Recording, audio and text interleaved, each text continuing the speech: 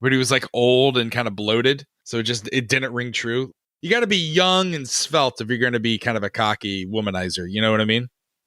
If that's going to be never be a cocky womanizer. Remember when we first met John McClane? Argyle picked him up from the plane and took him down the Nakatomi Tower at the Christmas party. And the terrorists were overzealous, but it was sweet when they killed Ellis. And with a little help from Alan, John McClane kicked ass. Welcome back to Shat The Movies, the podcast where we answer the question, were the movies we love and growing up really that good? Have you ever caught yourself thinking, why don't they make movies like they used to? Can you still remember spending your Friday night searching for the perfect movie rental at Blockbuster Video? Do you even remember what Blockbuster Video was? If you answered yes, and this is a podcast for you, I'm one of your three co-hosts, Roger Roper, and alongside me are my two co-hosts, Big T, Dick Ebert. Good evening. And Gene, what's a dick for lions? It's not your fault, you're stupid. And each week we take a look back in time and decide if our favorite films still hold up. Each week the audience selects from 6 movie choices that we then break out our race car VHS tape rewinder and watch the movie that tallied the highest number of votes. At the end of the podcast, 3 of us will provide you, the audience, with the number of wipes each movie would take to get off your respective butts. So thank you so much for listening. If you haven't already, hit that subscribe button and share with a friend. It's how we help the podcast grow. You can also check out our sister podcast, Shat on TV, where we review television series such as Westworld, Taboo, American Gods, Game of Thrones, True Detective, and Watchmen. Westworld coming back March 15th. Get your watch in. That being said, Big D, what movie are we doing tonight? The wonderful thing is the podcast is a lot of fun for us to reminisce about our childhoods, but it's also become a way for people who are involved in a relationship to show love for each other. So this week, we have a husband and wife couple, and the wonderful wife, Lauren McLeod, she decided to do this for her husband, Danny, because it was a movie that he really enjoyed and loved. So we are going to be doing the 1985 Chevy Chase, Dan Aykroyd spy comedy classic, Spies Like Us. And anytime someone buys a movie for a significant other, we ask them to write in why they bought the movie. And then we encourage them to get the person to write in and say what the movie meant to them. And so we have 2 letters to read from, Gene. That's right, Raj. A twofer for Shat The Movies. First, we'll hear from the wife, Lauren, who writes in, "Hi, guys. My husband, Danny, is a huge fan, which both our dog and I thank you for, because I think listening to you guys is one of the driving forces that gets him to volunteer to take her to the park. I'd like to commission 1985's action farce, Spies Like Us, as a present to him. He's been absolutely dying to hear you do it, and I'd love to move it up the queue with a donation both to bring him joy and also so I don't have to hear him opining about how fantastic that magical day will be when you take on this movie he is constantly playing in the background when we brush our teeth at night. Cheers." And that comes from Lauren. And of course, Danny then writes in and says, dearest Shat The Movies. First off, I wanted to thank you all, Dick, Gene, Roger, Carrie Gross, and King B, for doing what you do. I am a wicked big fan and have listened to every podcast, some more than 2 or 3 times, including all of Game of Thrones, Westworld, and Watchmen on Shat on TV. I'm extremely lucky to get Spies Like Us commissioned from my amazing wife as a 9-year anniversary present. A fantastic gift. I guess the 9-year anniversary is Shat. Yeah, I was going to say, yeah, you get the person you don't like a gift. So the reason I love Spies Like Us is that it holds a special place in the memory of my dad, Danny Sr., who passed away this month 8 years ago. My dad was a big movie fan, and some of my earliest movie memories are watching them with him, especially the R-rated ones Mom said I was not allowed to watch. He had so many Scotch T120 VHS tapes with 3 movies each on them, either taped off HBO or ripped from rentals he got from a local video store. He was the only person I knew who had 2 VCRs. I often borrowed tapes, watching them over and over again. It was a movie education and a blockbuster before Blockbuster, and he didn't care if I didn't rewind them. This is how I experienced lots of movies as a kid. Spies Like Us, a great Chevy Chase and Dan Aykroyd in their hilarious heyday, may not be the best movie ever to some, but holy shit, that movie made Dad and I both laugh so much. And I loved when he quoted it. All the doctor stuff The fumbling for surgical tools, Ronald Reagan singing, and even the Foreign Service board exam where Frank Oz sees through all of the bullshit. There are a few others that remind me of him for the exact same reasons. Remo Williams, Clue, Romancing the Stone, Return of the Living Dead, and Johnny Dangerously. I am eagerly awaiting the day you do them. Or I'll commission them and keep you going for the foreseeable future. I'm excited to hear what you all think of it and how it has aged. Timeless for me, for sure. Why don't you gentlemen have a Pepsi? Again, thank you all, Danny Jr. Well, Spies Like Us is a 1985 American comedy directed by John Landis and stars Chevy Chase, Dan Aykroyd, Steve Forrest, and Donna Dixon. The film presents the comic adventures of two novice intelligence agents sent to the Soviet Union, and it was originally written by Dan Aykroyd and Dave Thomas to star Aykroyd and John Belushi at Universal. However, the script went into turnaround and was later picked up by Warner Brothers with Aykroyd and Chase starring. The film is an homage to the famous Road 2 film series, which starred Bob Hope and Bing Crosby, and Hope himself makes a unexpected cameo in this movie. Spies Like Us was surprisingly a box office success. It grossed $77.3 million worldwide versus a budget of only $22 million. The Washington Post critic Paul Attanasio called Spies Like Us a comedy with exactly one laugh, and those among you given to Easter egg hunts may feel free to try it out. Before we dive into this movie review, we always ask the question, where were you? What are your memories of this movie? We'll start with you, Big D. So growing up in Mamaroneck, New York, there was one movie theater in town, and it was 4 theaters, 2 up top, 2 in the bottom. I can remember every theater, every movie I saw, and Spies Like Us is one of them. We were broke kids. I was 12. So one of us would buy a ticket. They'd go up to the 3rd floor, and there was a fire escape that we knew the alarm was broken. So one person inside would pop the door open. The rest of us would sneak in. We'd watch a movie or two. And of course, this was after we had gone to CVS to steal snacks, which was conveniently located next door. So many great memories tied to this theater. And Spies Like Us is just one of them. So sometime this year, I got to go back up to New York just to see a movie in the renovated Mamaroneck Playhouse 4. Raj, it's funny that you mentioned in the show notes that this movie was a success, because I had it confused with the movie that was not a success.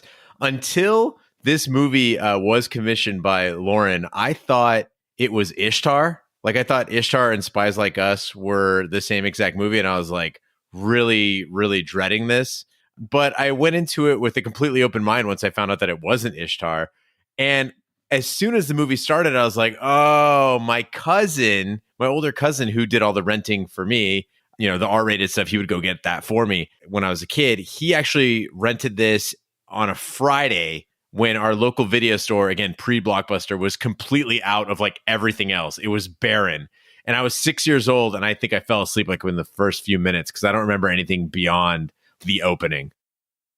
Yeah, I agree. Like, for some reason, I remember this movie being hilarious as a kid, but I haven't seen it since like I was 10 years old.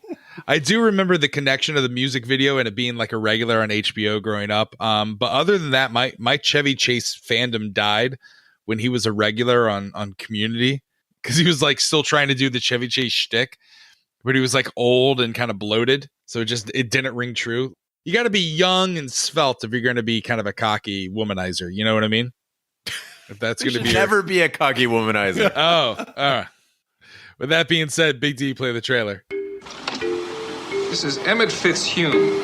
He's an information officer at State. Started there in '74 as a mail boy. His father got him his job.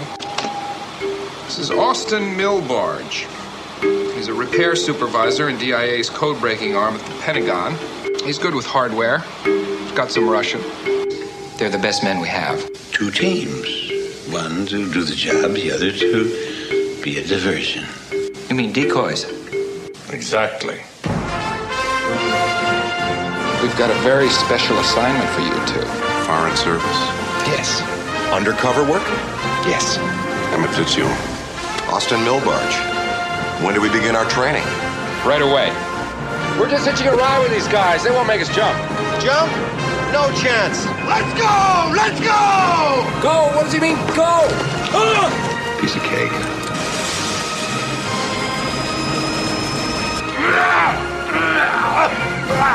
I believe we found our decoys. Pakistan? We're Americans! Cut the sucker. Ask not what your country can do for you, but what you can do for your country. Will you marry me? Happen for about a minute until it develops. And so it's a lot of that like Rocky Horror Picture Show type comedy that you got to let the mood set in until finally you can't help it, but you crack a smile.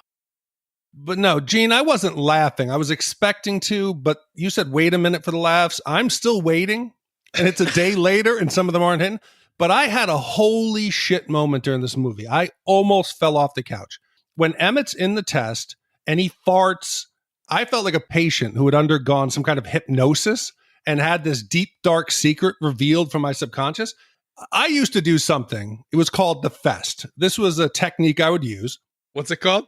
The fest. F-E-S-T. Fest, yeah. Uh-huh. All right, a fest. It's the fart eye shift transfer technique. Okay. For 25 years, I swear to God, I honestly believed I had created this technique.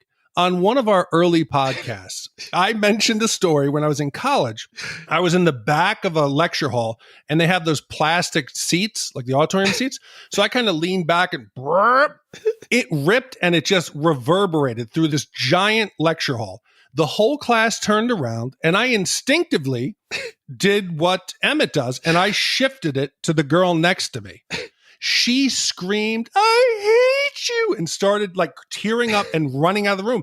I thought I had done this. I thought I was the one who created this. And now I realize I'm just a hack. But I'm also thankful that Spies Like Us managed to save me from a really embarrassing situation. And 15 years later, you married that girl. No. So wait a minute. Let me get this right. You, a 6'7", inauspicious man that sat in the back, farted in the middle of a class. Correct. And you blamed it on the girl next to you, and they bought it? Oh, because it was instantaneous. The key to the fest technique is there can't be a delay. You have to, as the class turns, I instinctively looked. It was almost immediate. So I thought, wow, what good instincts I have. But no, it was Spies Like Us. Was she on the left? Did you pick out your victim beforehand before you leaned over? No, it just happened. Ripped? It just happened. I was on the aisle. She was directly to my right. But she looked guilty because of her positioning. It looked like she was kind of leaning back. So the timing was perfect. It was devastating for her. Very funny for me. I just like how you've gone through most of your life thinking that you've invented this until you watch this movie. And this is the first time I'm hearing about it. No, I mentioned it on a podcast. Somebody out there will know which one it is. I don't listen to the podcasts. No, I know. So getting back to the movie. So I talked about how Landis gave room and time for jokes to develop, but it didn't always pay off as Big D is remarkably demonstrated. When in Dumb and Dumber, I'm going to be referencing it a lot today. We talked about how Jim Carrey doesn't need much. You just need to give him a little space to play in, and he'll take care of it. Big gulps. Like, it's just let him do his thing. He'll ad lib. He'll make it funny. Now, in this movie, Landis gives Chevy Chase plenty of moments where he's the center of attention, and the jokes bomb, and they bomb like horribly. One of the scenes is where he's the star of the scene is that press briefing scene early on, right? So they're showing how bad he is at his job, and he's in front of a bunch of people. They're asking questions about, foreign policy, and he just pretends that the microphone is broken, and that's like his way out of there, or like he slurs his words together. I don't know if it's not funny to me because it's just not funny, or it's not funny to me because press briefings just don't exist anymore. Like it hits a little too close to home. And again, I know Big D, you have sensitivities about politics. This isn't about politics. This is about somebody just doing their fucking job. So the current White House press secretary, Stephanie Grisham, makes $183,000 a year and refuses to do press briefings. So she will leave the White House and go to like a friendly news organization. She'll go past White House journalists, won't talk to them at all. So I don't know if you've noticed this, but we haven't had a press briefing in, I think it's like 8 months now, 10 months now, where there are no press briefings from the White House. I thought it was even longer than that. I thought it was like 483 days since the last press briefing. That's oddly specific. Yeah. I mean, I think I saw it on Twitter the other day. But like you notice. But like you said, Gene, it's not just Chevy Chase's antics. Like, how bad is his comb over here? Especially in like that cheating scene, it is just a full on, and he's supposed to be a sex symbol. He's supposed to be a ladies' man, and he's got that big old comb over there. On the other hand, I feel like Dan Aykroyd is just teasing him as he sits next to him with that giant Canadian beaver mane that he has, like a young Dan Aykroyd. Yeah, I don't know if they were going for like the comedic effect there, but I was like, Dan Aykroyd looks a lot better than Chevy Chase does in this movie. Like, he's kind of adorable. He's got like kind of that mod cut. He looks like a little like 80s rock and roll. Like I was liking Dan Aykroyd. He looked adorable. But I also love in the 80s, like how every satellite was just for nefarious reasons, right? As a kid, that's what you thought satellites were. But it got me to thinking, if satellites were such a big deal in the 80s, we must have launched thousands of other satellites since then. So how many satellites are just in orbit? Because I remember like hearing about space junk. Well, get this, guys. As of October of 2019, the U.S. Space Surveillance Network reported nearly 20,000 artificial objects in orbit above the Earth, including 2,218 operational satellites. However, those are just the objects large enough to be tracked. So there's so much space junk in orbit right now. And who knows how many of these are spy satellites designed to like listen in on us and shoot lasers. Yeah, I mean, two reasons I'm not worried about that, Raj. One is that orbit around Earth is very big. Like, it's bigger than Earth. So that's like a lot of space out there. But also, as far as the satellites go, look, man, you and I especially should not be giving a shit about it whether we're being surveilled. Like we put all of our shit online on our own. We're just like, all right, want to see me taking a shit? Want to see what I ate today? Want to see me do jujitsu? There's no privacy for us. There's only one man on this podcast who's smart enough to keep his face hidden and stay out of the public eye. And he happens to be the best looking one. So the irony is tremendous. He doesn't want it to affect his fest method whenever he's out in public. They're like, I don't want to sit next to this guy. He might fest me. I think this is going to affect my public speaking. You know, my tour teaching the fest method. But one of the components of this movie, it starts off and I'm like, why the fuck are they delivering these photos from what is it, the fish market or some kind of produce market? Why are they delivering it to Brownstone? We're introduced to the Ace Tomato Company. I'm like, okay, there's something else going on here. As a kid, you don't pick up on it. You think it's a government agency, the CIA, the military, but the Ace Tomato Company is most likely a reference to United Fruit, which then became Chiquita Banana. Mm-hmm. And this company was rumored for years to be involved with the CIA in the 50s. There's another character, General Meigs, that we meet later on. That is a character that's named after Henry Meigs, who was an American business mogul in South America. And he was the uncle of one of the United Fruit founders. So this, I think, is really true. I wonder how many shadow fake companies were out there, because you know the U.S. government was doing some shady shit. Actually, you know the reason that things are called a banana republic are, don't you? It's because of this situation. Because the labor, the indigenous people that United Fruit employed, decided that, hey, there's a little income inequality here, and maybe we should form a union and demand workers' rights.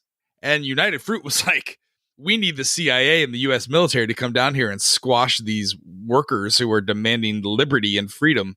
And so that's what they did. They overthrew a democratically socialist elected government and deployed their own sense of mob justice, which is why we now coin that term, a banana republic, is when you are controlled by an outside force. But they also make the only pair of trousers that can hold my ass without making the pockets stick out. So bless them. And a nice sweater. You know, we talked during Dumb and Dumber about like movies that have perfect gifts associated with them, and it's just got a slew of them. I just want this one gif of that Ace tomato crate like crushing the Pakistani hut and the livestock next to it. And then anytime anybody's talking about U.S. foreign policy in Central Asia, I'll be like, oh, like this? That is the visual depiction of our foreign policy in Central Asia. I fucking love it. And the fact that as that door opens up, they're just chilling, eating chips and drinking beers is beautiful. Yes. Oh, that's the visual representation that you want for American policy in the Middle East, not the freedom fighters who are obviously out modern day Al-Qaeda coming up and saying, these are our friends. That's not a microcosm visual representation of our wacky fucking off the chart American foreign policy. Yeah, it's always amazing when you try to explain, U.S.'s shifting alliances and interests over, even the last 100 years. And you realize as you're trying to explain it to somebody, you sound like the conspiracy theorist. You're like, no, this shit's real. Like, we really did this shit. It's crazy. Yeah, exactly. Yeah, needing expendable agents to act as decoys to draw attention away from a more capable team. The Defense Intelligence Agency promotes Millbarge and Fitz-Hume to become foreign service operatives and put them through minimal training to send them into Soviet Central Asia. Meanwhile, the professional agents are well on their way to reaching the real objective, a seizure of mobile SS-50 ICBM launcher. The main team takes a loss while Millbarge and Fitz-Hume escape enemy attacks and eventually encounter Karen Boyer, the only surviving operative of the main team. So sadly, most of the funny moments in this movie come in the first half. So we get through the whole introduction of the characters, the testing, they get picked. I'm like, wow, when we get to these training sequences, this is where the movie's going to pick up. It's going to be great because it's memorable. It was okay. I mean, I got to admit it. It was probably my favorite part of the movie, other than the very end, and we'll get to that. But they start off, they throw them out of an airplane, which coincidentally looked very much like I'd expect Air Force One's parachuting scene to look. They're spiraling, they're screaming, they're barely getting their chutes open. They land among a group of ninjas who are swinging the swords around. Then they're going to go through their real assessment and training. And all of these I remembered. I didn't remember why they were doing it. They're dragged behind a speedboat to verify their ability to stay afloat at high speeds. There's an obstacle course with the addition of scorched earth, very theatrical and enjoyable. They have to jump into a sewage pit, which I didn't pick up as a kid, is called the standard log negotiation trial. Then there's the bog negotiation trial. Yeah. No, they said, well, I watched it with subtitles and they said log. So okay. I don't know. Log, bog. I thought it was bog too. Maybe that's your Princess Bride, or was it smells bad? What was that? That's Labyrinth. It was Labyrinth. They're all becoming one big movie at this point. But I thought it was the standard log negotiation trial. There's the AFPS, the Air Force Passive Strain Response, which measures the aggravated body temperature. They're shooting them with flamethrowers. They have to determine their G-force threshold. Then there is the final radical vertical impact simulation. These are all memorable classic memories and moments in the movie. But when it was done, I was like, wow, is that it? I didn't really laugh. It was more like, oh, I remember sitting in Mimetic Playhouse 4, but not once did I laugh. It's funny. I didn't laugh during most of this, but Three Amigos is one of my favorite movies of all time. I think it's like one of the greatest comedies ever. Here's the thing. Landis did that as well, and Chevy Chase was in that. And the one moment in this movie, I think, where I chuckled to myself, other than Doctor, is the radical vertical impact simulation. I just love that they're in what looks like an airplane. They shut the cockpit, and then it just slams them straight into the ground. That is a Three Amigos joke.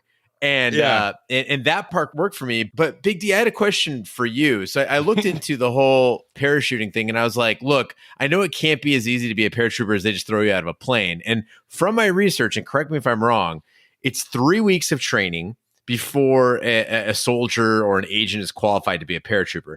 And the first week you do on the ground training, the second week you do it from a tower, and then the third week you're actually doing jumps from a plane. So my question for you is, could a person thrown out of a plane with none of that other training actually survive? Oh, yeah. Well, airborne school, it's static line. So you don't pull the chute. It's low. I mean, I did a civilian jump once, and that was, I think, 12,000 feet. So you're up there and woo, you're flying around. This, you can see like the buildings. The scary thing is you're so low. You go out of the plane, the chute's pulled. Anyone can do that. That's not the difficult thing. The difficult thing is hitting the ground without breaking your legs, without getting injured. Yeah, but that's what struck me as odd is that they weren't hooked up on static lines. They just got thrown out of the plane. Yeah. And then also they had the precision to basically land on top of each other. So great job, guys. In the exact spot where the army had pre-planned a group of ninjas to attack them with a spotlight. Yeah, but I do want to throw one quick real world situation here. The final week when you do your jumps, it's still a shit show. I mean, you lose people to broken ankles, injuries every single day. The final jump is a night jump. And we're sitting there like in the shed where you get all your gear on. And I'm looking at the guy next to me. I'm like, dude, they're not going to make us jump at night. Somebody's going to fucking die. We're not that good yet. We can't be doing this. Right. And he's like, yeah, I agree with you. We're sitting there. It's getting darker and darker. I'm like, fuck, they're going to do it. We jump pitch black. I hit the ground and I was what's called a heavy drop because I'm a bigger guy. I could be the last one out of the plane. I'd be the first one to hit the ground. So I'm on the ground. I'm like, yes, I didn't die. People are hitting all around me. Boom, boom, boom. And all you hear is, oh, oh. And I'll be like, yo, you okay? Who's there?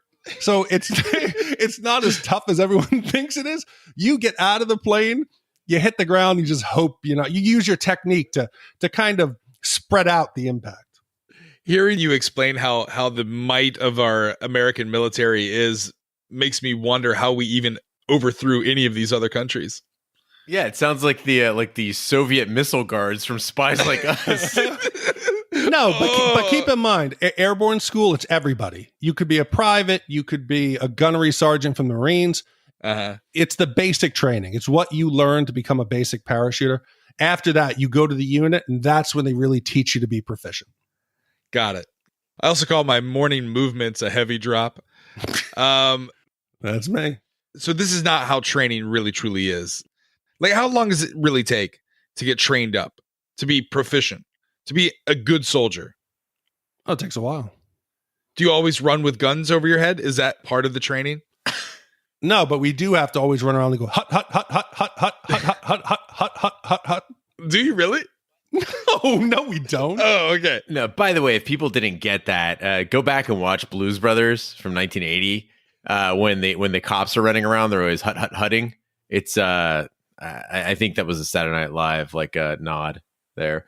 But speaking of nods, speaking of nods, the Bob Hope cameo, we got to talk about it. It was so out of place. They're just in a tent. Suddenly Bob Hope shows up.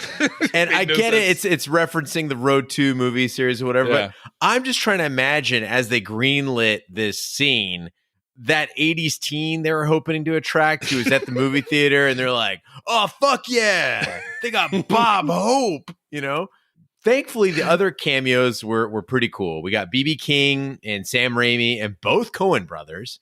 Also, as Danny Jr. Mentioned, we got Frank Oz. And if you're not familiar with Frank Oz, he was playing the exam proctor with the mustache and the bow tie. He is great. And you might have noticed he had a terrific silent game, like the shade he was throwing and the way he was moving about the room. And there's a very good reason for that. He did a lot of the most significant work on The Muppet Show and Sesame Street. So he was like Miss Piggy. The guy is an incredibly talented puppeteer and not a bad actor. Yoda. He's Yoda. Frank Oz is Yoda. Also Grover. They sound like the identical Grover. characters. That's right. Yeah. Well, again, you mentioned the Road 2 series. I had no idea that this was referencing the Road 2 series because what I remember as the Road 2 series with Bing Crosby and Bob Hope was parodied by Family Guy, like when they would have the Stewie and Brian episodes and kind of as that throwback, or even like old Looney Tunes cartoons. But I had to read on Wikipedia that that's what they were going for in this movie. And that was the reason Bob Hope shows up for no apparent reason. Right. But again, I had to go back and watch it and be like, oh, they're trying to do an homage to this kind of movie. And once I realized that, it made a little bit more sense. But then there's also John Landis trying to bring in like real world things like the Cold War, and that's supposed to be comedic. I don't understand it. I'm amazed that we have survived this long. We talked about it in War Games, that there hasn't been a mistake. There hasn't been a wire crossed, a misfire, something that goes on that has just killed us all, It is absolutely amazing.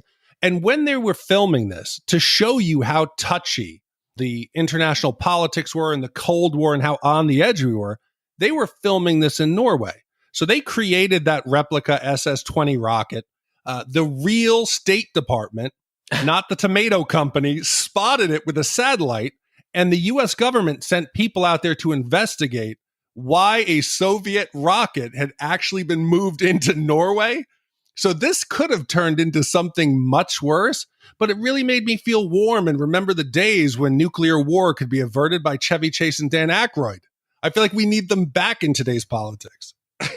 Yeah, what we don't need back is the vicious stereotyping of brown people in films. Now, I will say it was tempered with a bit of quality in production, which, by the way, the movie overall, I was very impressed with the quality of production, considering it was a 1985, comedy.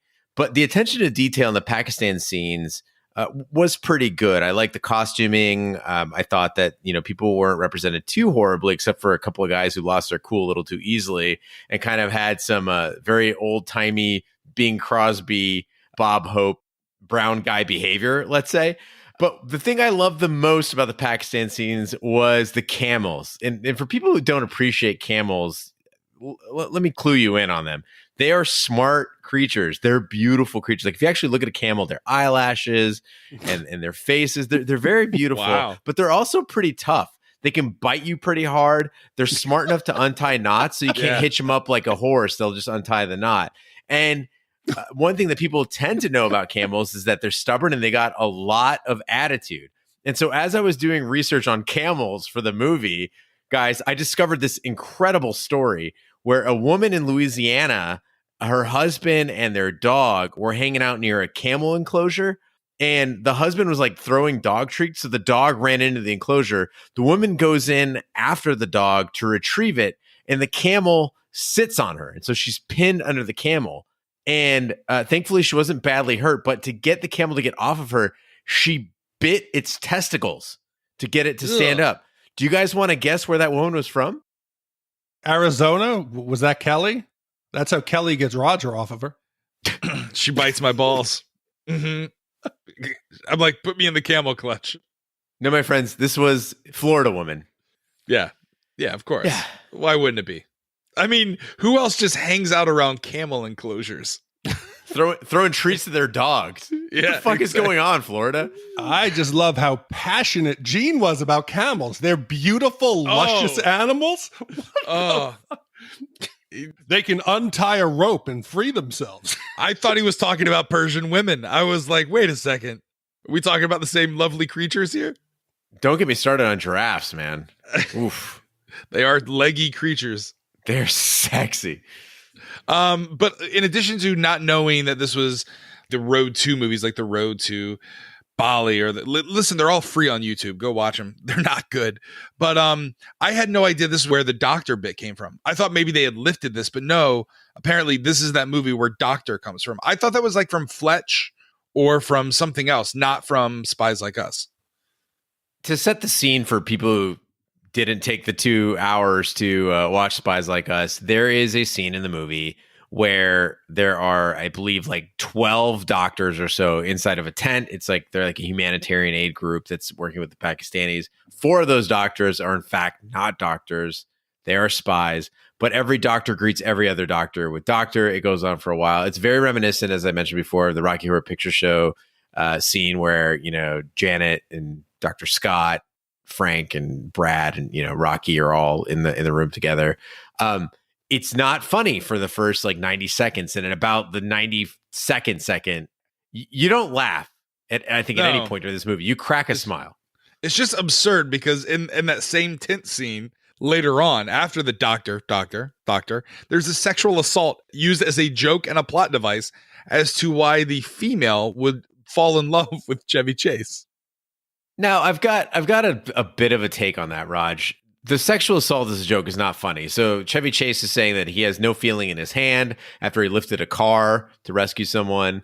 And then he says, look, I can't feel anything. And he grabs Karen's breast, and then he grabs her other breast eventually. Right. Now, as for her liking it, Raj, when it's later revealed that she is in fact a U.S. agent, I'm like, oh, maybe she was playing along. She didn't want to blow her cover or draw undue attention to herself, which makes it all the more terrifying as a sexual assault that she was forced to endure it for her job. So gross. You know what? I might have chuckled at the doctor bit if it wasn't for that smug fucking smile on Chevy Chase's face. Oh, he's the worst. I wanted to fucking slap him. Oh. Well, in the mountains of the Tajik Soviet Socialist Republic, the trio overpower a mobile missile guard unit using hastily constructed extraterrestrial outfits and tranquilizer guns. Following orders in real time from the intelligence agency, they begin to operate the launcher, and at the end of their instructions, the vehicle launches an ICBM into space, targeting an unspecified area in the United States mainland. Thinking they have begun a nuclear war, the American agents and their Soviet counterparts pair up to have sex before the world ends.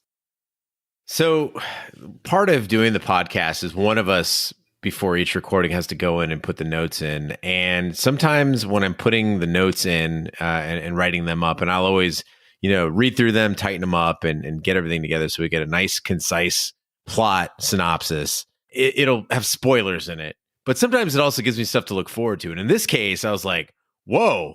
They overpower a mobile missile guard unit using hastily constructed extraterrestrial outfits and tranquilizers gun. This sounds awesome. So this nuclear site diversion was not awesome. It was a real letdown. Like at this point in the movie, you're an hour in or more. You're seasoned to all the characters. Everything's set up in place. It's time when the jokes start really hitting, when everything's mature, where you've got a nice marinated comedy going on. And instead, we got 3 minutes of utter nonsense just when the movie should be primed to shine. They're just waltzing around in these alien outfits with lights on, and it's not funny at all. And I just feel uncomfortable watching the whole thing. I think this says something about me. This was the only time I laughed. No. Yes. They come over the hill and they're doing. I think it was the sound effects. They're like, oh my! Who are you? And then when they get shot, they. I thought it was cute. I don't know why. Yes, it's stupid. But you also have the older Russian mom telling the story about when she was a kid and the aliens would visit. I liked it. I don't know why. That older Russian mom was younger than any of us. Yeah. God. They were rocking out to the only song the Soviet Union has at that time. The song that sounds exactly like the theme from Ghostbusters. Hold on. Ooh, Soulfinger. Soulfinger? Mm-hmm. It sounds exactly that like song Ghostbusters. Is the fucking jam. Yes, you guys are crazy. I'm just saying, it may be the jam, but it also inspired the theme song for Ghostbusters. No, whoa. Soulfinger goes with an awesome trumpet trill on it. How does that sound anything like Ghostbusters? I'm just saying, Ghostbusters is more synthesizers, but it's a cover for it. I think in addition to not liking black comedians, you also think all black music sounds the same. I mean, it's all jazz, right? It all kind of blends together. Wow. But so one of the things that struck me as we hit the third act of this movie is how basic the plot is. And a movie script and a plot, it's basically going to be laid out in a simple formula. It's the struggle that the characters go through, and there's basic steps that every movie has. Act 1 is the setup. We're going to establish the conflict. Act 2, there's a confrontation. Things go right, they go wrong. Act 3, there's a resolution. There's eventual defeat or victory. It depends. Everything's wrapped up. Spies Like Us, the screenplay was written by Dan Aykroyd. And it's as basic as it can be. It never goes beyond this basic framework we've laid out. I could sketch this on a napkin. Emmett and Austin's characters, they don't have an arc. They don't develop. They don't grow. Nothing happens to them. I felt like this was a Cliff Notes version of a movie. They said, okay, we're going to go from, we got to meet them. They're going to test. We're going to see them training. We're going to go to Pakistan. We're going to go to Russia. End of the movie. And nobody took the time to see what's going to happen and go in the parts between. And then I went back and looked at Dan Aykroyd's other screenplay credits: Blues Brothers 2000, The Coneheads, Dragnet, Ghostbusters 2, and Nothing But Trouble. It made sense to me. He was an amateur. He wanted to get his friends in there, all the cameos. It was as basic and amateurish as possible. I'm going to differ with you on Ghostbusters 2, which is an American treasure. But I will agree that they're very blatant with the expression of the plot. The generals like very clearly state the plan over and over again. And then you get check-ins with characters periodically throughout the movie where they repeat every plot point. It's like, just in case you forgot what we told you 5 minutes ago, we're going to tell you about it again. I was like, this is a nice, clear plot that Roger will understand. This is no heat. Guys, I still got confused. I had no idea what the motivations behind any of the characters were. All right, so stay with me on this. The two guys in the beginning, that was the Defense Intelligence Agency, or are they contractors for the United States? And if so, are they the ones that built the technology for the laser beam? And if the DIA wants to set this off to start a nuclear war, then how are they also using it as a way to shoot down an ICBM? Or is it the generals that backstab them? Because it seems like they're in cahoots, the movie, and then they double cross at the end. Gene, do you want to take a stab at this? Sure, yeah. So the DIA, the two guys you see at the beginning who look at the information in the briefcase, they see that there is a missile out there that the Soviets have. And so they're like, we got to send a team out there, but we're going to send two teams. One is a diversion and one is a real team. Right. They get out there. I get that. The general, Sline, he has a different plan. His plan is to feed the G20 agents codes that launch the missile. This was not, the DIA was not in on this part. So the generals have this array under the drive-in that's supposed to knock the ICBM out of the air. It's their way to test their defense mechanism. Then when it misses, Sline reveals that setting off a war will restore the American way of life, and that it's not such a bad thing, and he's okay with it going on. So yeah, I guess you could say the generals were not in cahoots with the DIA entirely. The DIA was fooled. And then when the bounce ray fails to hit, Sline is pleased that they will have the opportunity to engage in thermonuclear war. Okay, so here was what I got. I don't think World War III was ever anyone's plan. Right. The generals wanted this new toy, the Star Wars space laser system. I get that. Congress, whoever, wouldn't approve it. So they said, hey, we have to come up with a way to demonstrate the ability of it. So they send the agents out there to launch a Russian missile. Then they can be the hero and say, woo, look, we shot it down. But the thing, like many defense fucking systems, it fails. So then the general's like, well, who cares? Either way, we win. Right. We're going to survive this. Oh, I get it now. So at that point, that's why the two other agents who are in the bunker, like, we have to call somebody. We have to tell somebody. They're not in on it. They were never cool with it. But the generals are saying, hey, this is a good option B. Okay, and then the generals also sent in the Russian double agents? Or was that Russia? No, it's the double Russia. Agents. Okay. Russia. So they were always there. Okay. All right. Wow. You see, we thought, Gene, that this was as simple as could be. There were no Barabons involved. But you're right. There's things other than that surprise me.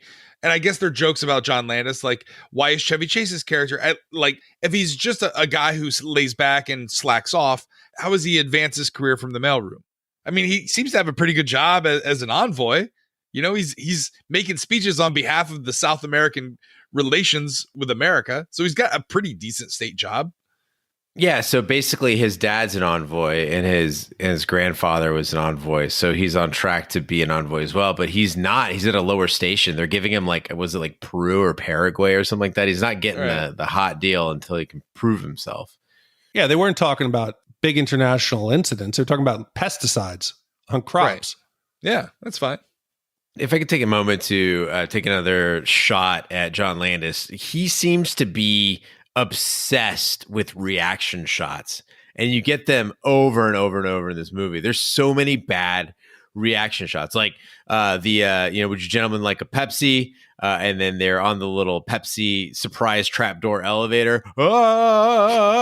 You got Dan Aykroyd and Chevy Chase in the centrifuge. Oh, let's make faces. You got Dan Aykroyd falling down like a snowy embankment. It's over and over and over again. They're wasting precious seconds on these reaction shots that are not funny at all. Maybe it was funny in 85. I don't know. And then also, how many times do you have to say Spies Like Us? I felt like Peter Griffin in the audience, going like, oh, that's why they call it that. You forgot about the parachuting scene. They also scream and spin around there. Yeah. But the funny part of this is the end. They've launched the missile. They've inadvertently caused World War III. And they do the math and they say, okay, we got 40 minutes left until the retaliatory strike comes back here and kills us. So I want to give you guys this situation. We've seen what they do. They pair up and go have sex in their tent or out in the snow. If you are away from home, you're isolated, you can't contact family, loved ones, what do you do? Do you cry? Do you find somebody in the group to have sex with? Do you reflect? Do you become religious? You start to pray? Do you break things? What would you guys do? I would finally watch the Deadwood movie or fill out my living will. Those are like really the only two things I have left to do. I think about this every time I step on an airplane. I would probably cry. I mean, unless I was seated next to like a fairly attractive female, even a non-attractive female, maybe a dude, who knows? Older, young, I don't know. I'd probably just start making out with them. You know what I mean? Sadly, I do. Sadly, I do know what you mean. Yeah. You do a little make out, holding, or maybe it's not a making out. Maybe it's just a cuddle. You want that. I want human touch. Like those two dudes after Mount Vesuvius covered Pompeii, where they're like, oh, it's the first gay couple. No, they were just two dudes just holding each other while the end of the world happened. That's what I would do. Big D, you and I, you would just surround me in your big bare arms and, make the apocalypse just warm and fuzzy. Wipe the tears away from your face. Mm-hmm. It's like, yeah, I wouldn't want to be alone. That's the big thing. Yeah. A little bit of human connection. I mean, I don't know that I'd feel exactly horny at that moment. I think you just want to kind of sit down. Yeah. I wouldn't mind if we had some drugs, smoke a joint, sit out in the snow, just lay back and just watch the missiles come in. Yeah, I might shoot up some heroin. Who knows? I mean, it's the end of the world. I'd do every single drug that I had in front of me. That's what I would do. Hey, Ashley. I mean, it's the end of the world. It's not like nobody's going to judge you. I'm not going to recover from this. It's the end of the world. By the way, listen to their podcast. It's really good. Meanwhile, the military commander at the operations bunker initiates the conversion of a drive-in theater to expose what is hidden beneath a huge black op laser. The purpose of sending the agents to launch the Soviet ICBM is thereby exposed as a means to test an anti-ballistic missile system. However, the laser fails to intercept the nuclear missile, which is headed for Detroit. One of the military commanders, General Sline, reveals an elaborate plan to preserve the American way of life, and the covert operations conducted throughout the film are now assumed to be a plot by high-ranking military officials to orchestrate war. So this abandoned drive-in, it's supposed to be a discreet, top-secret weapon. We assume they built this without the U.S. government knowing it's there, but they have failed miserably. They have armed guards at the entrance with M16s kind of sitting on the hip. They look like a militia. And anytime they're going to deploy this laser system, they set off this blaring siren that can be heard from like 5 miles away. The drive-in then starts to transform. The concession stand opens up. These two giant laser cannons pop out of the ground. The movie screens flip over, and they reveal these two kaleidoscope reflector panels. They're beautiful. They're very psychedelic, but they're not discreet. The first time you deploy this system, the gig is up. No one is ever going to, again, think it's a drive-in theater. So they should have thought this out. And maybe that's how the military assault team at the end of the movie, they get there really quick. They miss the missile, and they're already breaching the walls of this bunker within 10 minutes. Yeah, but guys, when you think about it, of all the cities to be nuked in the United States, is Detroit kind of a best case scenario? No, Roger. Listen, I'm a Detroit diehard here, and there's so much to love about Detroit. Okay, Food. all right. So if not Detroit, which city would you be like? Yeah, that makes sense. Lima, Ohio. No, this is I watched I think 2 seasons of 24, and I would pull a Jack Bauer. I would blow up probably Phoenix because it's out in the middle of the desert. No, what are you talking about? Phoenix? Oh, whoa! If we're gonna go Phoenix, go Vegas. Vegas has no business being there. It doesn't even have a natural water source. Yeah, Vegas is good. Yeah, I'd bomb Disney World. I'd say Montana, but then like you'd have 3 people with as much of a vote as all of Arizona. So yeah, I mean, there's a few states that we could do without for sure. Yeah, I'd be all right with it. Wyoming, there's not a lot of people in Wyoming. Hawaii, New Mexico, the land of enchantment. Puerto Rico. We could do Puerto Rico. I think Puerto Rico's had enough for the decade, maybe the century, Big D. But I think we can all agree, Detroit, like, leave Detroit alone. Detroit's amazing. Well, horrified at the thought of having launched a nuclear missile at their own country, the American spies and the Russian soldiers use Millbarge's technical knowledge to force a malfunction in the launcher vehicle and transmit junk instructions to the traveling missile, sending it off into space where it detonates harmlessly. The underground bunker is stormed by U.S. Army Rangers, and the intelligence and military officials involved in the covert operation are arrested. Millbarge, Fitz-Hume, and Boyer go on to become nuclear disarmament negotiators, playing a nuclear version of Risk meets Trivial Pursuit against the Soviets. End movie. So we've been talking about Chevy Chase like he is this comedic genius. I've come to a really sad realization that Chevy Chase is not funny at all. No. Maybe in Vacation, some of those other ones, but I'm fairly confident as we move forward, we're going to reevaluate him because his comedic formula consists of 2 different options, and that is it. Half the time in this movie, he'll be walking around, someone will be speaking another language, and he'll just blurt out something that's unfunny and inadvertent, like, "Oh, I was just looking for Burt Reynolds Theater," or "No, thank you, I've already eaten." The other half of Chevy Chase's comedy is unwitting responses to legitimate questions. For example, when Austin reveals, "I think we can recall the missiles," he says, "Oh, recall them like what? Like a defective Pinto?" I am 100% certain that Chevy Chase is not nearly as funny as we thought.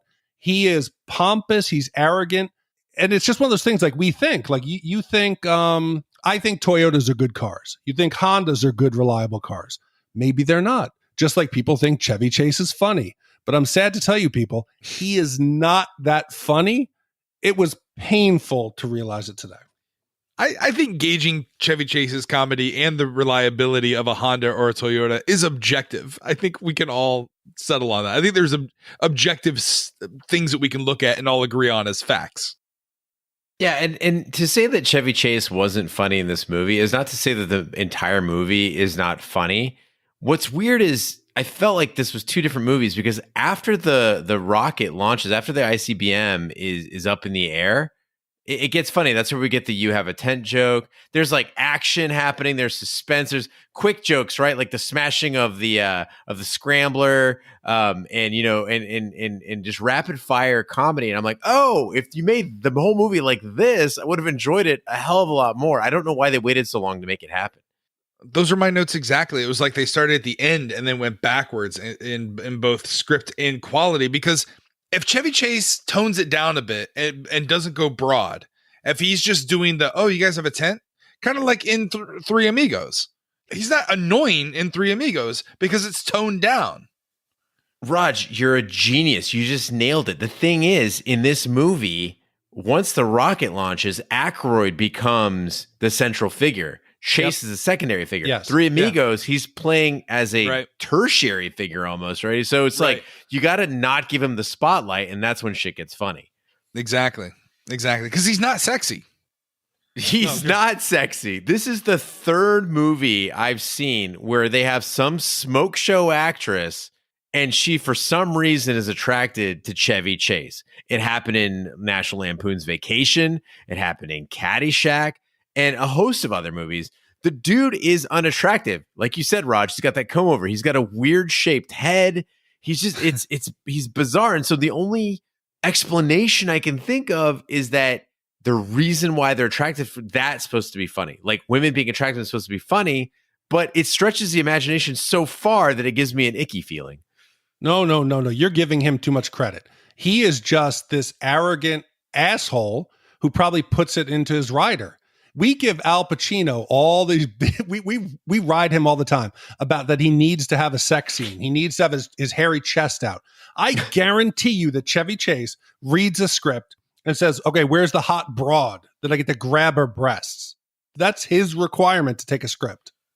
I haven't watched the show since like season 2, but is Chevy Chase like a BoJack Horseman like character? I've seen one episode of BoJack and one episode of Community. Okay. All right. Rod, you know about bringing up cartoons on this podcast? We don't All right. know. Listen, well, that wasn't for you guys. It was for the listeners. Tweet at me. Oh. Is Chevy Chase a BoJack Horseman? We're like 150 episodes in and Raj still hasn't figured out that podcasts are not a two-way communication, but okay. He's like, nobody's answering. Why aren't they answering? Call in. But the end of the movie, you're right, Gene, it does pick up. And the ending is happy. They somehow turn this ballistic missile. Like it's like a couple 100 feet above the ground. It shoots off into space. They raid the bunker. It's this happy ending. That wasn't the original ending. The original ending they tested, the nuclear missile hits the ground and the world ends. But the studio said, no way, you're not doing this. So they forced them to go back and shoot the happy ending. For me, I'm sick and tired. Every movie, okay, who's going to come in and save the day? It's so predictable. I wish there was one time where we would just be surprised. Say, for example, in Shawshank Redemption. What if at the end, Andy's working on the boat in Mexico, Red comes out. What if the police pop out? Boom! They arrest both Andy and Red, take them back to prison. Wouldn't you be like, holy shit, what just happened? It doesn't have to be totally dark, but catch us off guard sometimes. Is that too much to ask? I want someone to go through like famous movies and just rewrite the ending. Like, what if Jaws had eaten Roy Schneider? What if King Kong had won? What if Luke Skywalker joins Darth Vader and says, yeah, let's take over the galaxy? Perfect. Yeah. Just a request, listeners, for Big D's birthday, I want you to commission either Carlito's Way or Things to Do in Denver When You're Dead. And he's just going to have a fucking orgy of joy right on the podcast. Now it's time for the podcast. We're breaking our Shat meters and give you our wipe scores. If you've never listened to the podcast before, a 5 wipe movie is a terrible movie. It's just the absolute worst. 0 wipes is a perfect movie. So with that being said, Big D, how many wipes do you give Spies Like Us? So we did Dumb and Dumber a couple weeks ago, and that was a wonderful experience. It made me happy. It reaffirmed my memories as a kid. I came into this one with high hopes. I remember as a kid that I really loved it. But sadly, Spies Like Us, the laughs are few and far between.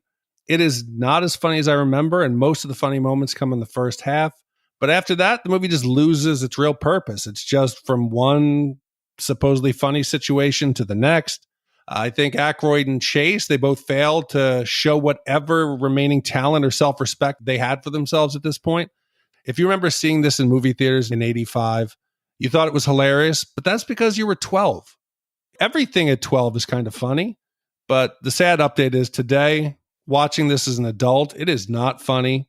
It was tough to watch, and it really tainted a wonderful day in my childhood memory back all those years ago in Mamaroneck Playhouse 4. It is 3.5 wipes. 3.5 wipes. All right. Gene, how many wipes do you give Spies Like Us? Guys, it really wasn't that bad. I think we need to recalibrate after watching Dumb and Dumber, which is potentially the funniest movie of all time.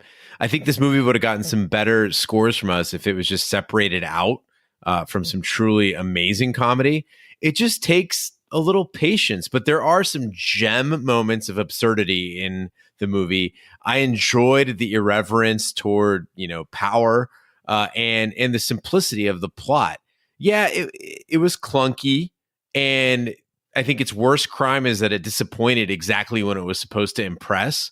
But I don't think it was predictable. Things happen in the movie that I did not see coming at all, and it wasn't particularly unfunny, which doesn't mean it's hilarious, but not terrible. Plus, I thought it was really quotable with some laughs that unfortunately were just lost in a bunch of failed gags. So it's like it was like a slugger, right? It's hitting a home run occasionally, but most of the time it's just striking out.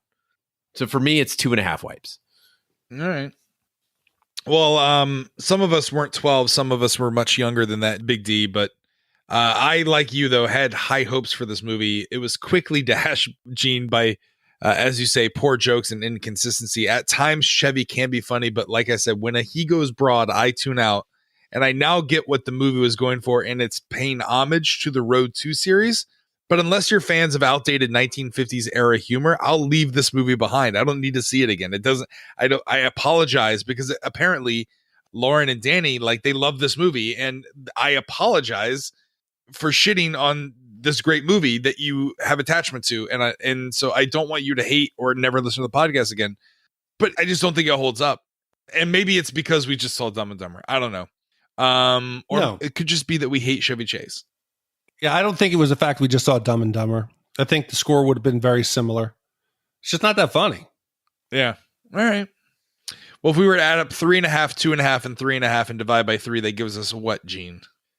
Raj, my math tells me that Spies Like Us averages 3.16 repeating wipes. Wow. And if we were to compare that against all the movies we've done here at the podcast, Big D, where does that rank on the pantheon of Shat? Spies Like Us is now sitting alone in the 107 spot. It is slightly better than The Last Boy Scout, Escape from New York, and Videodrome. It is slightly worse than Armageddon, Boondock Saints, and Over the Top. I think I'd want to watch this before Boondock Saints. What about Armageddon? Yeah, I'd watch this before Armageddon again. Oh, they're basically the same. They're basically the same movie, guys. No. Yeah, but the thing is, the Armageddon, the drunker you get, the cooler it gets. With this, the drunker you get, the angrier you get. Mm-hmm. Armageddon is a NASCAR race come to life. That fucking sweet Ben Affleck jump, though. Yeah. Shit's hot. Now it's time for the podcast where we give you our shout outs and tell you what movie we're doing next. Gene, what's a shout out? Raj, a shout out is our way of saying thank you for visiting our website, shatthemovies.com, where you can see our back catalog of movies we've already done and vote for future movies. If you'd like to support the podcast, just go to shatthemovies.com/support. And if you'd like to get a shout out, go to shatthemovies.com/shout out. If you put your name in there, we will read it on the podcast. This week's shout outs go out to I Wake Up in the Morning and Piss Excellence. If you are listening to this, you need to commission Happy Gilmore. It is Adam Sandler's best work and a classic. Thank you.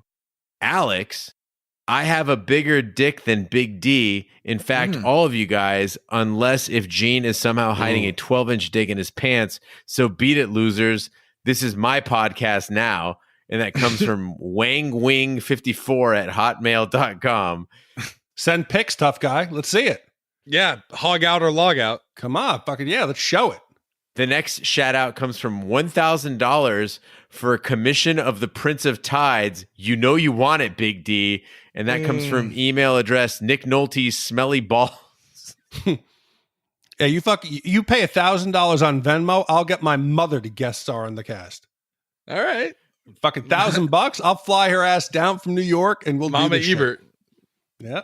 Coming on. Bring it on. I don't think she could surpass Vanessa's guest appearance on Dumb and Dumber. If you haven't listened to the Dumb and Dumber, Vanessa was the best part of that podcast. Oh, it'll be even better. My mother's Swedish. She sounds like a female version of the Muppet, the Swedish Chef. It would be glorious to get her on this. I'm sure all our Swedish fans are now unsubscribing from the podcast. I was kind of hoping your mom would sound like Nico from the Velvet Underground. That's kind of how I imagined her voice. So if you don't know what I'm talking about, you're missing out on some great music. I imagine she sounds like the entire band of ABBA. Mamma mia. That doesn't make any sense. All right. And finally, we have a special shout out from listener Patrick, who says, "Hi there, Gene, Raj, and Big D. I'm a longtime Shat family member. I've been with you guys since Westworld Season 1. Since then, I've loved all things Shat, and the film pods are part of my weekly listening. The TV pods have really helped me follow and understand elements of show I would have otherwise missed. Having listened to all the film and most of the TV, I've never watched Taboo. Thanks. I really feel drawn into the Shat formula. It's fun, informative, and bang on my level of banter. You guys are my age too. Well, Raj and Gene are. Oh, fuck. I loved when Carrie would appear, and there's just enough King B to not piss off the masses. I personally think he's great, and it was awesome to hear him really passionate and come into his own during Watchmen. Like a lot of listeners, I'm very grateful for the community you've created. It's introduced me to people on Twitter I would have never otherwise engaged with and opened my aperture to perspectives and opinions that I probably would never have given the time of day to, all because I thought, well, they're a Shat fan too. I'll read or listen to whatever they have to say. Everyone has their own shit, and I'm not different. I'm just grateful for all that Shat is, and it's helped me ride the good times and is also welcome distraction in the not so good times. As you may remember about me from our interactions, I'm an Englishman from Derby, come on you Rams, and I've lived in Portland for the past 12 years. As you may know, the last blockbuster in the world is in Bend, Oregon. So I made the pilgrimage to Bend this past weekend and visited this holy grail. It's amazing, fully functional, and effing busy. They're hamming up the fact they're the last on Earth.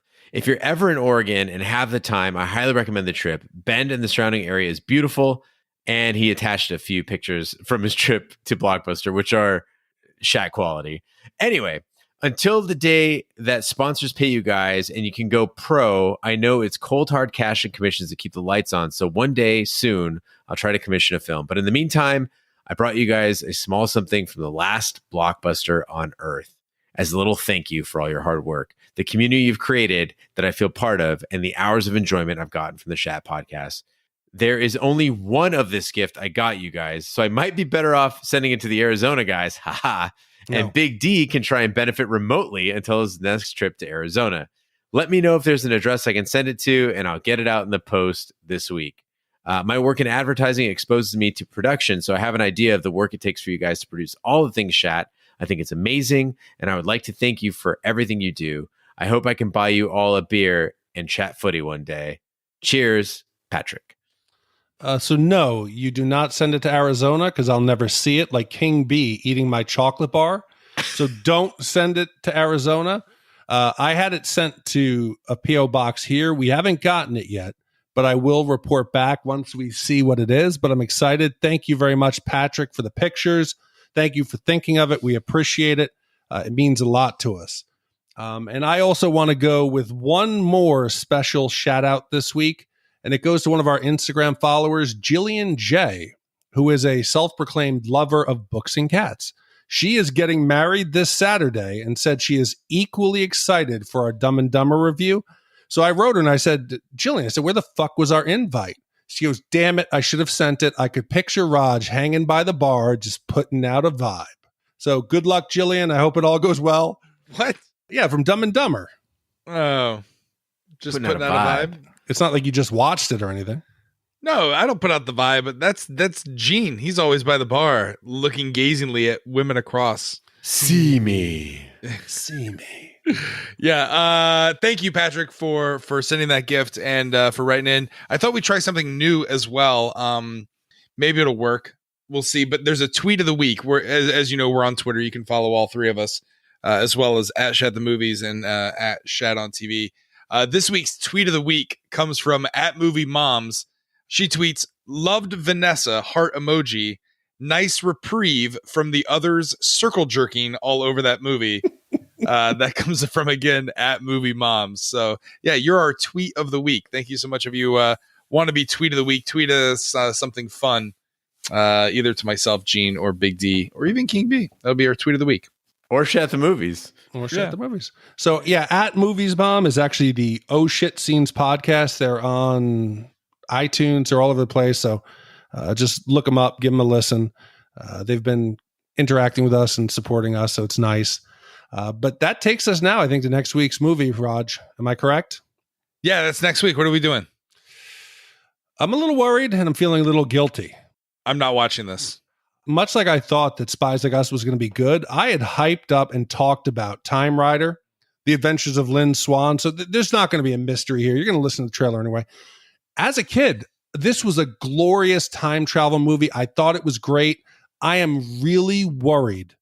But at the same time, I'm appreciative of Sean Holm Green, who commissioned this basically based on my memory as a kid. So if it's a pile of shit, it's my fault and I'll own it. Mm-hmm. But this 1982 Big D classic is about a motorcycle racer named Lynn Swann, who is cruising through the Mexican desert when he accidentally stumbles upon a time travel experiment and finds himself transported back to the Old West of the 1870s. There he encounters an attractive local woman and a gang of criminals led by Porter Reese. Lyle's motorized bike is impressive in the past until it runs out of gas. Now Lyle must rely on his wit to take care of business and return to his own time. It came out December 11th of 1982. And Sean, I'm going to apologize in advance. I'm pretty sure this is going to be bad. Yeah, if you think we're going to be reviewing Back to the Future 3, no, it's Time Rider, The Adventure of Lyle Swann, based on that description. Lynn, right? Lynn Swann? Yeah, no, it's Lyle. I keep saying Lynn. It's Lyle. Oh, Lynn's I was like, Lynn It's the adventure of the former wide receiver for the Pittsburgh Steelers, Lynn Swann. Yeah, when your hero is named Lyle, you know there's a problem. Big D, you want to? I say you commit to refunding 10% of the commission fee for every wipe this movie gets. I think we should donate it. Hey, let's watch it first. Maybe it'll surprise us. Nope. Oh, I'm sure it's going to surprise us in a lot of ways. I'm going to read the Wikipedia page and just show up. I can't believe I'm going to waste my time watching this movie because of you. But I'll still hug you in the apocalypse. Again, thank you so much, everyone who wrote in, and Lauren and Danny for commissioning Spies Like Us. That concludes this week's episode of Shat The Movies.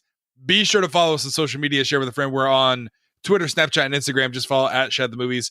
You can email us your suggestions at hosts@shatthemovies.com. You can support the podcast by shopping our Amazon affiliate link, completing a free anonymous survey so we can sell it to advertisers, or buy our merch and commission your own movie. Find all the information by visiting our website, shatthemovies.com. You can also check out our sister podcast coming back this week. We're recording one of our 2 preview episodes, Shat on TV, where we review television series such as Westworld, Taboo, American Gods, Game of Thrones, and Watchmen. Find all the information and back episodes at shatontv.com.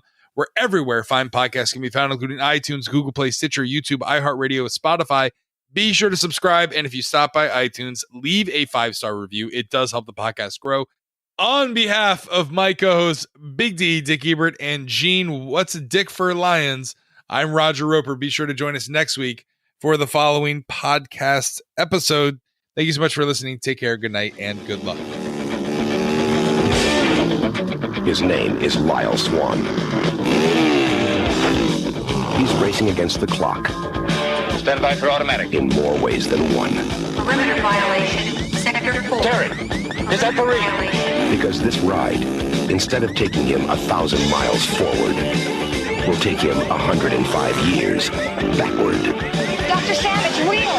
Sector 2. Perimeter violations. Abort. Stand back. Time Rider, the adventure of Lyle Swann. If I'm right, sir, he stepped out around 1875. Man, am I glad to see you. He just happened to be in the right place at the wrong time. I was wondering if maybe you could show me on this map here where I am. And fate gave him a present. Hey, you okay? Of the past. Where are you going? Only trouble was, he didn't know it. Oh, what was that? Where'd it go? I don't know. Hey, what the hell's happening here, huh? He didn't understand the people. Hey, why are those guys shooting at me like that? And they didn't understand him. Where'd these come from? Tinker toys, mostly. See, I hang with technoid types. We party and they come up with all this Bonnaroo boogie.